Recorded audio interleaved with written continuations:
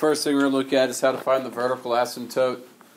And what you'll have to do is you'll have to compare the degree of the numerator to the degree of the denominator. Okay, so before you do that, you probably need to make sure that you know what degree means. And all that is the largest exponent.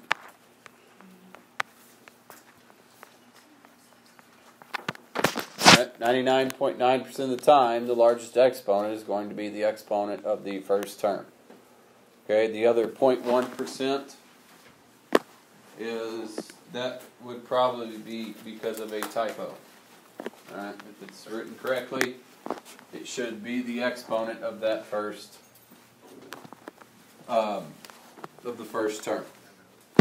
Okay, so if you're comparing two numbers, there's only three things that can happen. Alright, the degree of the numerator is bigger than the denominator, the degree of the numerator is less than the denominator, or the degree of the numerator is the same. Alright, and so those three bullets, those are explaining how you would do that. So the first one, if the degree of the numerator is equal to the degree of the denominator, you're going to divide the leading coefficient. Okay?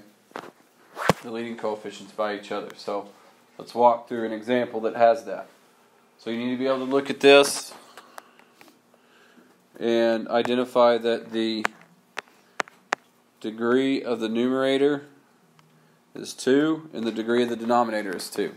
So since they're the same, you're going to divide the leading coefficients. What is the coefficient of the numerator? 2.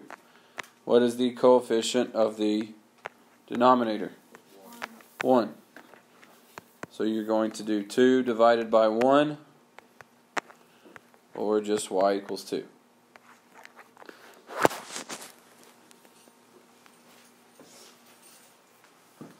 The second bullet, if the degree of the numerator is less than the degree of the denominator, then it's automatically y equals 0. Okay? Casey, what is the degree of the numerator on example 2? What's understood to be up there? 1. Brianna, what's the degree of the denominator? 1. The degree? 2. So 1 is less than 2, so it's y equals 0.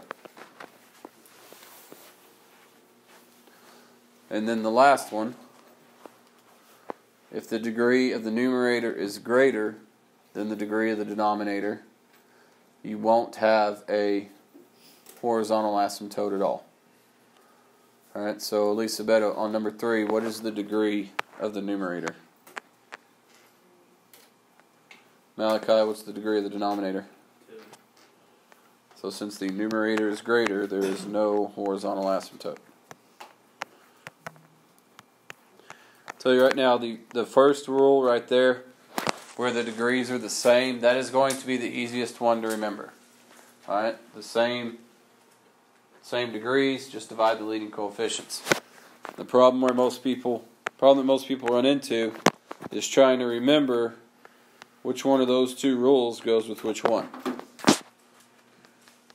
Okay, they don't have some nice magical way to remember that, other than I always look to see which one is greater. If the numerator is greater, then there is no horizontal asymptote. Okay, so both numerator and no horizontal asymptote begin with n. And then you just need to know that if the denominator is greater, then it's y equals 0. Okay.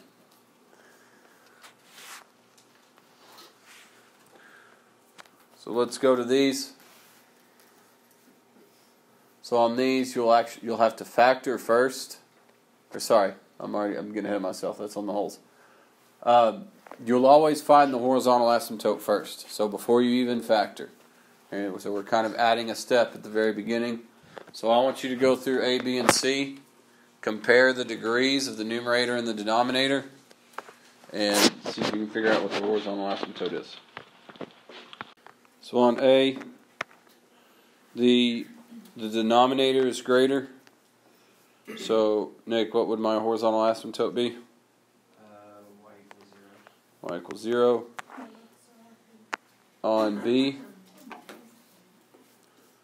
the numerator is greater. So Don, what would the horizontal asymptote be?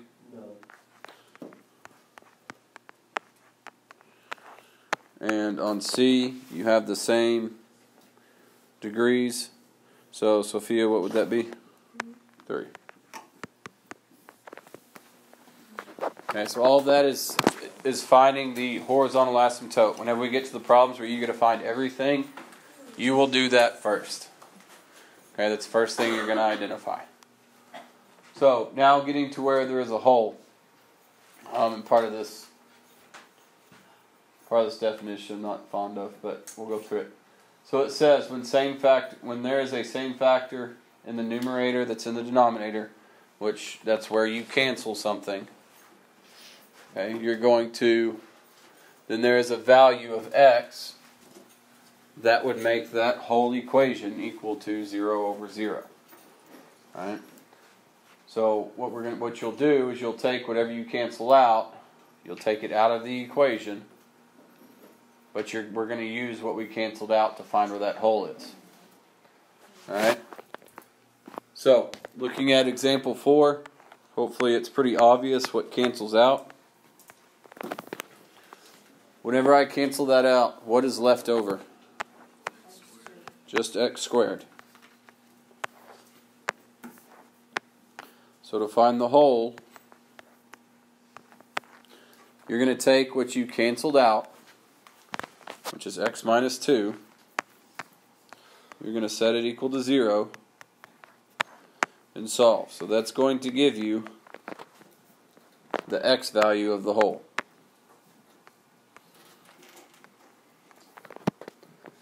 To find the y value, you're going to take that and you're going to plug it in to the equation that's left. And what is 2 squared? 4.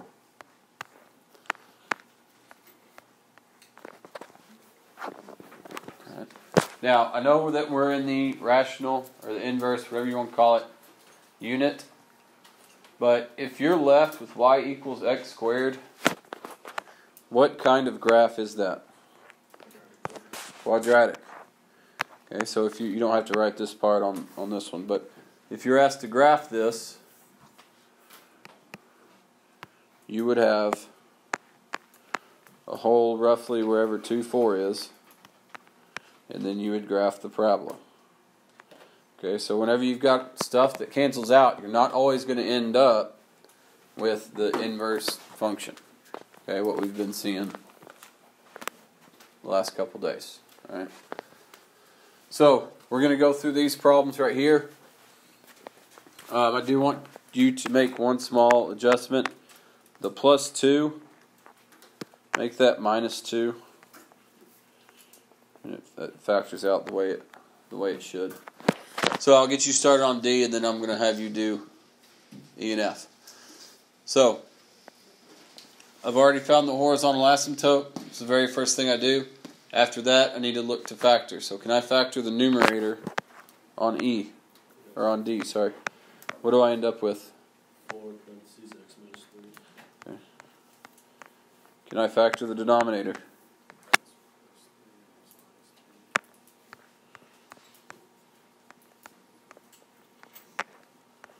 Does anything cancel? Okay.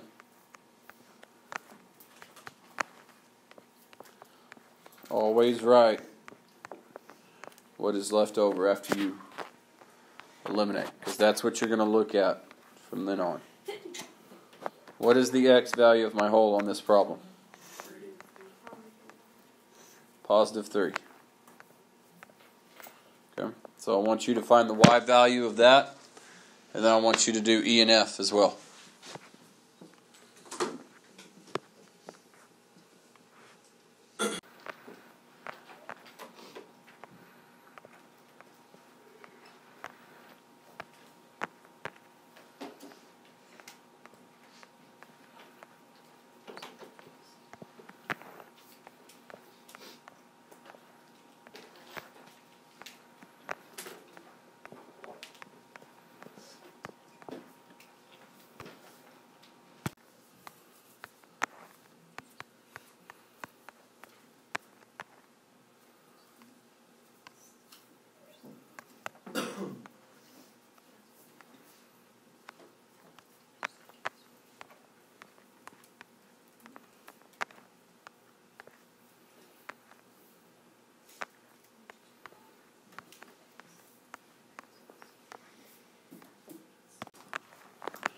Okay, so on that one, 3 times negative 2 is negative 6. That's what you're trying to find the factors of that add up to negative 5. So that's going to be negative 6 and positive 1.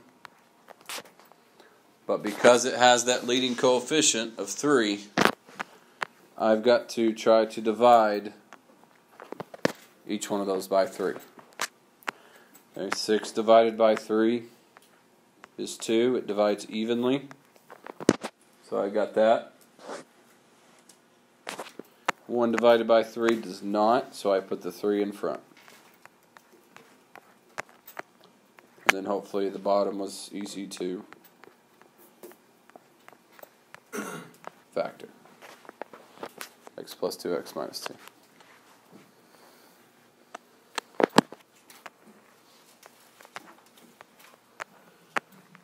So I eliminate. Right, whenever I cancel stuff out, go ahead and write the x value that it's going to give you.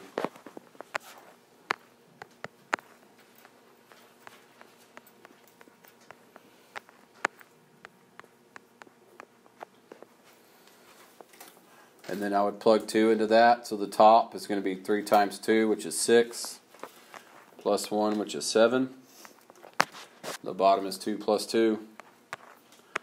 So there's the y value of my hole.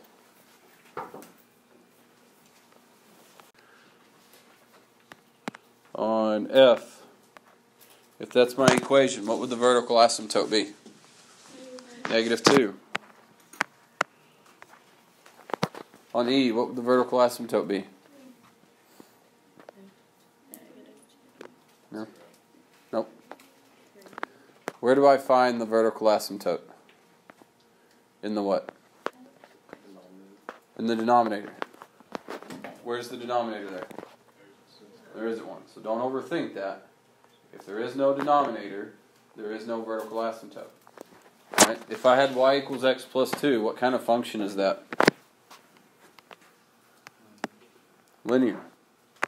So you can end up with that right there.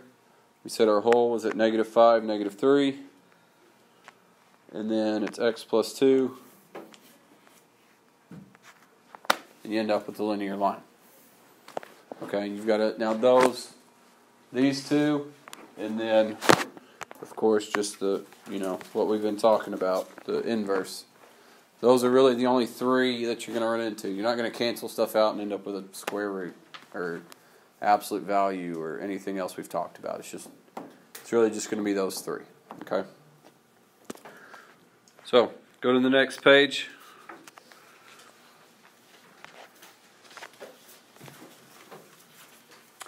At the very top, it has got the order in which you need to go through these in graphing them. Okay, I don't think any one step is hard, but you've got to do it in the correct order. Okay, that's probably the hardest part, is just remembering what do I find next. Well, and it helps that we kind of reformatted where the answers go, and it's going to go in that order. Okay.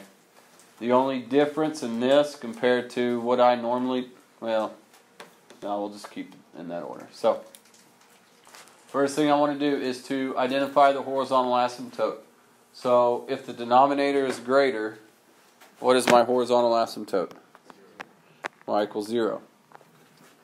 All right. Now, as far as the asymptotes are concerned, normally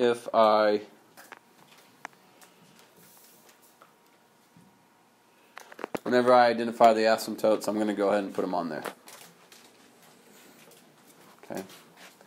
After that, I want to factor where I can. Can I factor the numerator?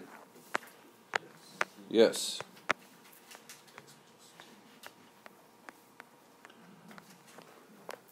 Whenever I factor the denominator, what does that end up being? Okay.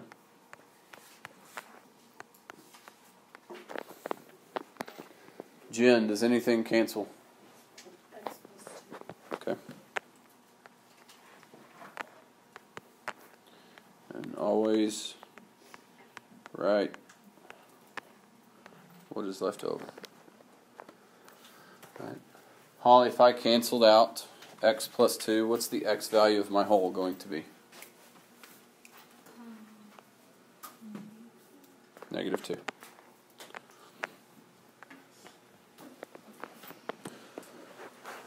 Okay.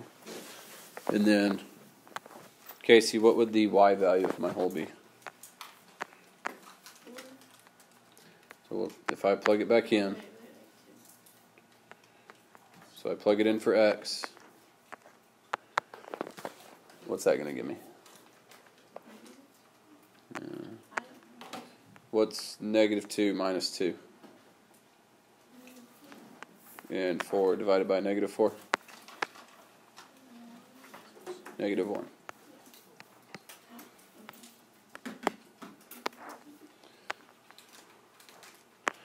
So I've got a whole at negative 2, negative 1. Okay. Kate Walker. So if that's the equation I'm looking at now, the 4 over x minus 2, what vertical asymptote is that going to give me? So I'm just looking at this, what I have boxed. What would the vertical asymptote be on that? So if I set that equal to 0, it would give me 2.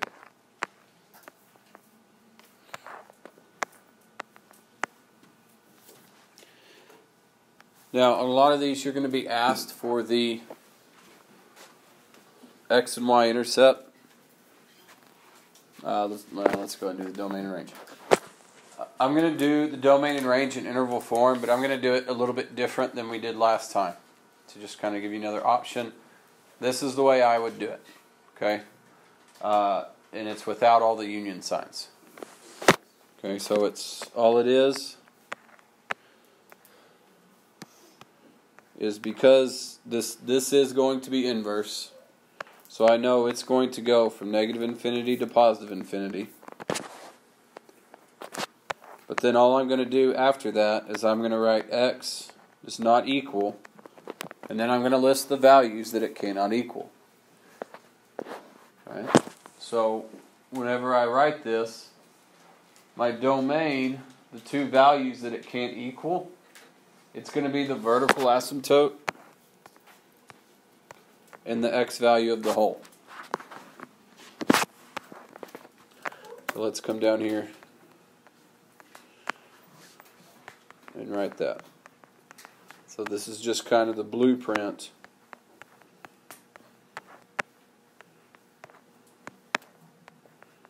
of your domain.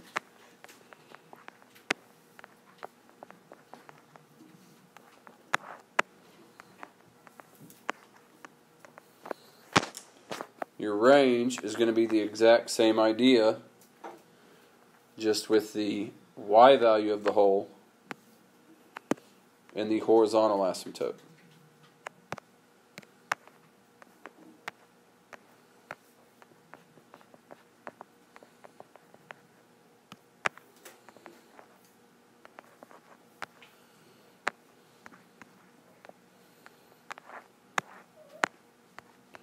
So if those are the two values that the range cannot equal, Emma, on the problem above, what would the two numbers on that example be?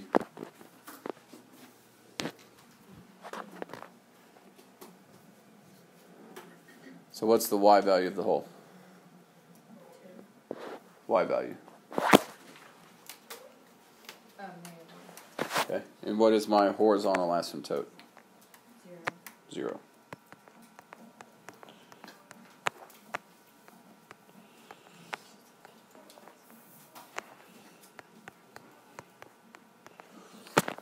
To find the x and y intercept, a lot of times you'll be asked for that. It's not that difficult. Okay, you just got to know, it's just old rules of your y value is 0 for your x intercept, your x value is 0 for your y intercept. Your y-intercept is probably going to be the easiest one to find. So I'm going to have y equals 4 over, and I plug 0 in for x. 0 minus 2 is negative 2. So the y value on the y-intercept is 0, -2.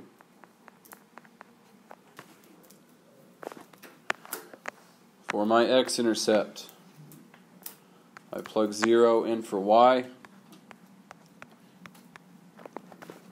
I would have to multiply both sides by x minus 2, which 0 times x minus 2 is what? 0. So I end up with 0 equals 4. Is that a true or false statement? False. So there is no x-intercept. Okay, because that is where my horizontal asymptote is. Whenever you graph these, I'm not too concerned about these being overly accurate.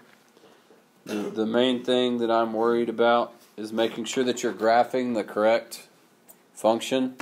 So if it's supposed to be a parabola, make sure it's a parabola, not something that looks like that. And then if it reflects, that you graph that correctly. Okay, so you've only got 2 other examples. I want you to work through those. And I'll be walking around and then also be filling in this as you're working on it. Does everybody have this one written down? Yes? Okay. So first thing you're going to do is find the horizontal asymptote and then factor where you can.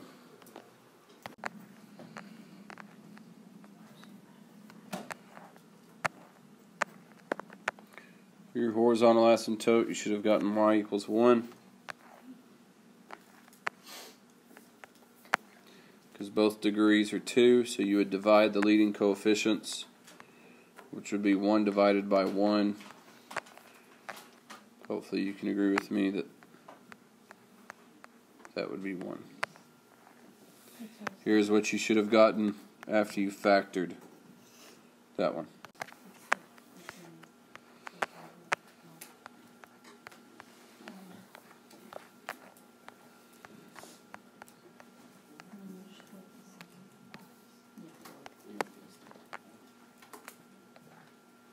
Do all the problems that we do, are they going to be negative infinity to infinity for the first part of the domain?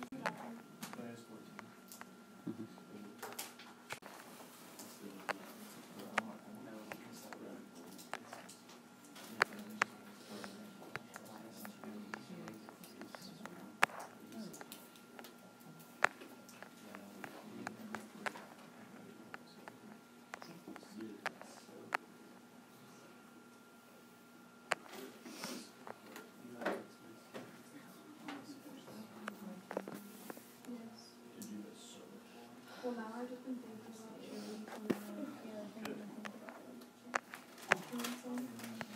And how do you find the y?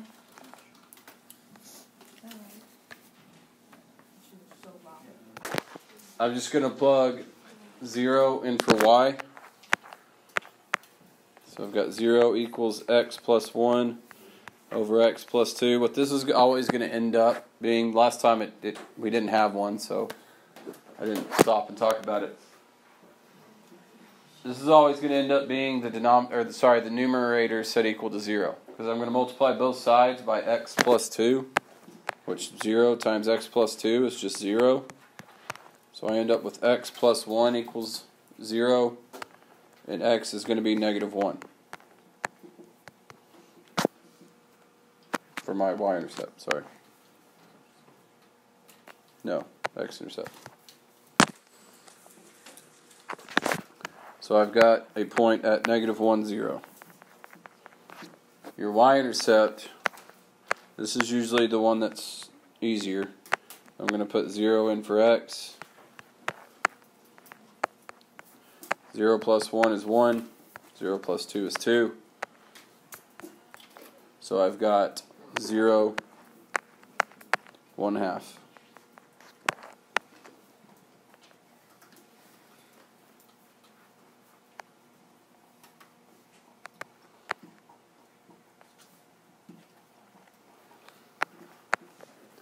And I've got that right there. You need to be able to look at an equation to determine whether it's what the graph is going to look like. But if you identify where the hole and the x and the y-intercepts are, I mean, part of the graph has to be there because it has to go, it doesn't really go through the hole, but it has to go to the hole and then on the other side of it. Alright, so go to the, you finish getting that written down.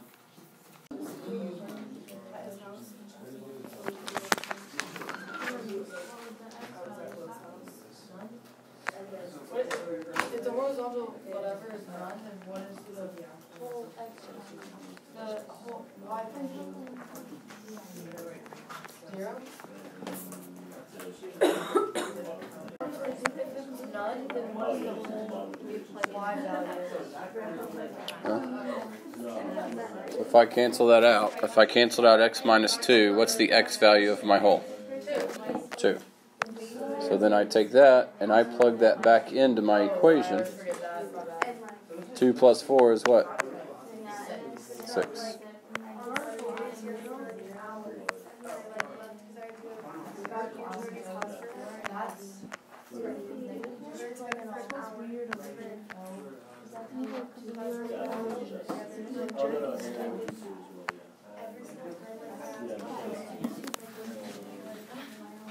No, it's just the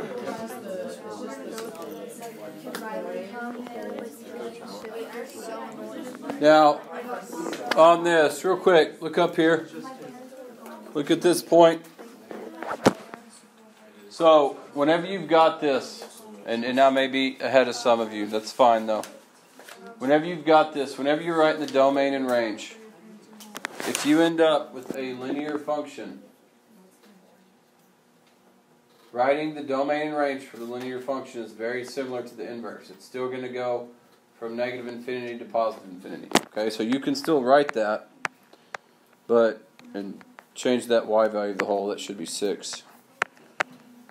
You can still write this, but you're just going to have one value that the domain does not equal, which is the x value of your whole. And then your range, the same, but it's going to be the y value of your whole.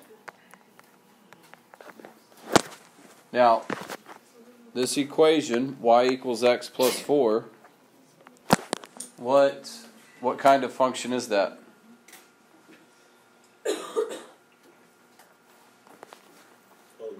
Linear. How do I graph a linear equation? It's a straight line, correct. But I can draw a lot of different kind of straight lines up there.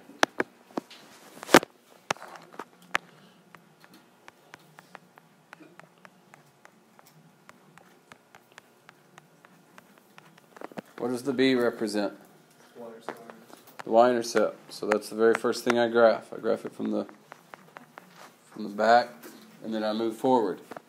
The m value on this is 1. What does the m represent? Slope. How do I graph the slope? Rise over run. So it's 1 over 1. If you want to save some time, you just do 2 over 2 or 3 over 3. So if I go up 2, right 2, that's where the hole's at. And then from there, I can just follow that pattern.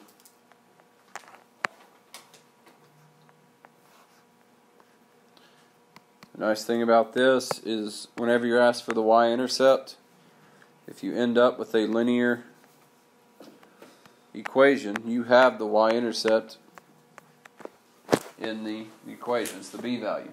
Y'all just told me what that was. The x-intercept, if you graph it correctly, the majority of the time, a lot of the time, you're going to have it graphed on there. So just look at it if you graph the slope correctly.